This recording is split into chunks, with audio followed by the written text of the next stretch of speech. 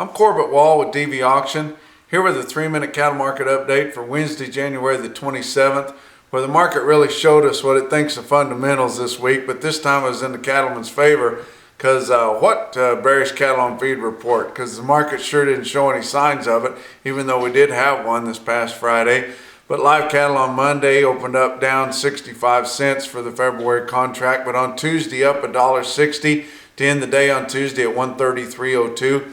Feeder cattle on Monday were up 80 cents, which they're the ones that should have been down on the January contract. And Tuesday was up 87 cents with all the out fronts over $1. And the only thing holding the spot contract down was the CME index hasn't been able to keep up, because Tuesday we closed at 161.10 with CME feeder cattle index, which settles that contract there is at 158.44, and real-time index on Cattle Market Central has surpassed that, so we know that it's on the upswing at 158.68.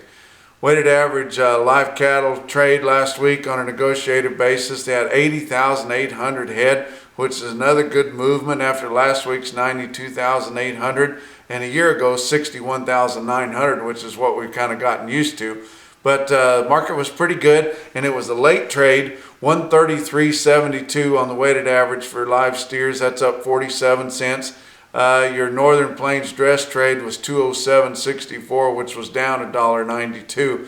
But that late trade happened late Friday, and you wonder how they got all that business done after hours on Friday. And they don't have to call everybody individually anymore. There's a lot of associations and groups that have those cattle kind of pooled together, and they can just come to an agreement and trade a whole lot of cattle, just making 1 or 2 phone calls instead of having to get with every single one of those feedlot managers and every owner, because there's not a whole lot of custom cattle feeding being done anymore like they used to be.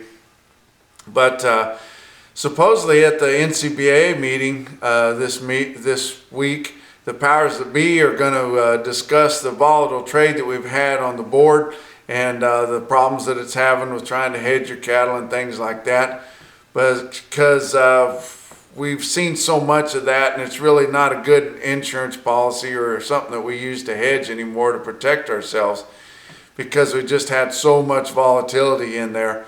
But they are having a new policy come into effect on February the 1st, which affects the way that order messages are coming in on the cattle markets, but it does not outlaw high-frequency trade, which is really what a lot of the industry people would like to see. And that high-frequency trade is done by the computers, and it just picks up those orders that are coming in faster and fills those orders, and then snowballs off of them. And even though we say on any kind of a market we need speculators because it gives the market liquidity, we just don't need that much of it. And to me, it's similar to like if you've ever gone to a horse sale, and as you're waiting in line to unload them, you've got some leeches that are climbing on the side of the trailer trying to make a deal, except in this futures market, you don't have any control over it. If you send an order in, they'll fill it before you get a chance to get into the market.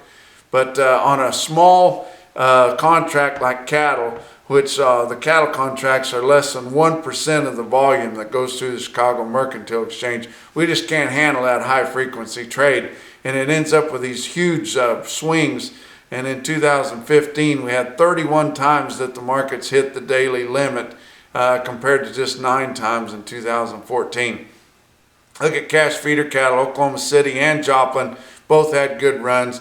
Both had feeder cattle from $3 to $6 higher, and calves $5 to $10 higher. If you look at Cattle Market Central's market report from Joplin there, you can see that, and good gains all the way through on every weight group. Look at some individual trades on Cattle Market Central. Phillips, South Dakota had 2 loads, just shows here 1, but they had 2 loads of good steers. They were weighing 714 at 6 o'clock on Tuesday evening, and the later that we've gone, the later it goes, the higher they are. But 2 loads weighed 714 at 170 and a quarter. Earlier in the day at 2 o'clock, they had 146 steers weighed 508 at 214.75. That's 3 minutes and more.